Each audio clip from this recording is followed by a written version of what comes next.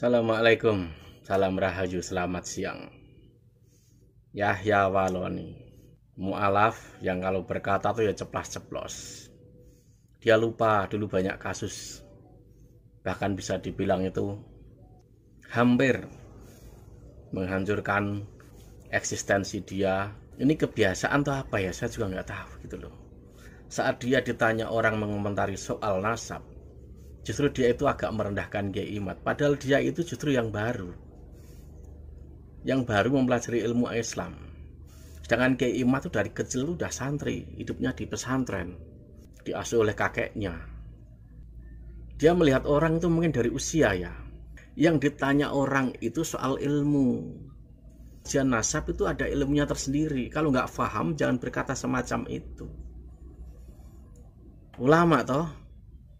Nah ini loh, di Indonesia itu hanya karena menguasai public speaking, lalu belajar sedikit, lalu seenaknya menjadi ulama.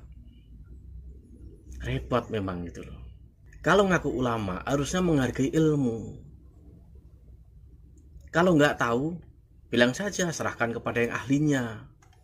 Kalau nggak tahu, jangan berkata yang aneh-aneh.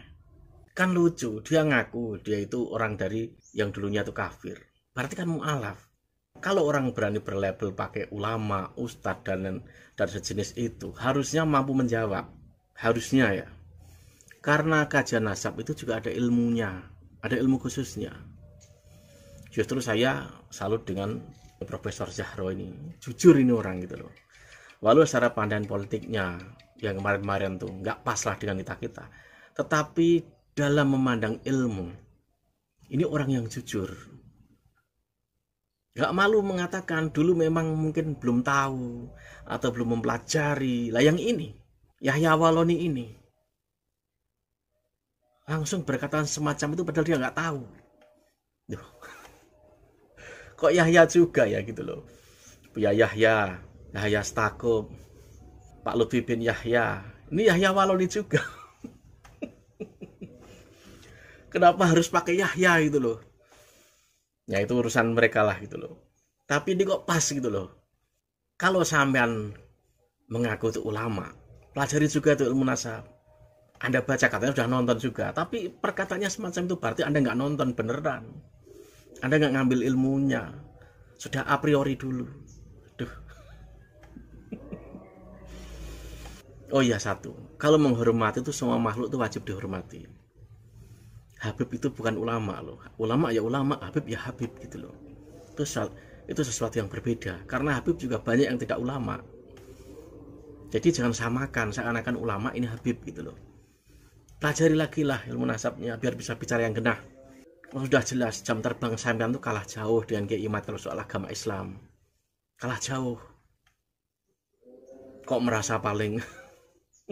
Gak usah panjang lebar. Ini dia videonya. Anda selami aja sendiri. Orangnya ini seperti apa gitu loh. Ini dia ada videonya Yahya Waloni dan juga Profesor Zahro. Sambil minum kopi, 3 orang tanya dari Jakarta mereka, mau ke Lamongan.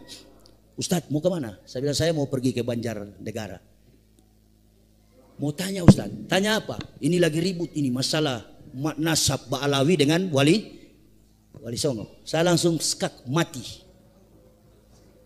Ya, kalau main catur, teorinya Anatoly Karpov. Stop, jangan bicara itu lagi. Betul atau tidak? Kita ini tetap menghormati innal ulama warasatul anbiya. Kita hormati ulama, kita juga hormati para habaib. Sudah Pak, jangan terlalu banyak tanya. Apalagi saya orang dari kafir. Hormati dua-dua itu. Tidak yang berkelas, sudah Anda usah perhatikan. Imaduddin, Imadodon, itu anak kan umurnya belum. Ilmu tanpa pengalaman bagaikan huruf yang mati. Coba lihat itu asam sulfat yang jadi wakilnya Prabowo sekarang kan. Dibanting-banting oleh publik karena ilmu tanpa pengalaman bagaikan huruf yang mati. Jadi asam sulfat. Begitu. Pengalaman juga tanpa ilmu orang bisa sesat. Mana contohnya Ustadz? Itu yang bisa bicara dengan semut, gupron, tumpul itu. Coba Pak Kiai artikan bahasa Arabnya, saya nggak ngerti Pak Kiai. Saya juga. Oke, saya akui memang saya pernah menyampaikan awal-awal goro-goro habaib ini, saya terus terang curiga sama Yai Imad ini opo gitu dimasalahkan. Tapi setelah dipaparkan argumentasinya kemudian dengan ilmu yang lain, sebagai akademisi ya saya termasuk bodoh kalau saya tidak percaya. Jadi saya akui awal-awal dulu memang saya justru curiga pada Yai Imaduddin. Yang saya tahu ya dia kelompok yang tidak pro dengan salah satu contoh ya Habib Bahar misalnya. Saya bukan soal pro tidak pro waktu itu. Bagi saya ini sudah habaib, kenapa dimasalahkan gitu aja.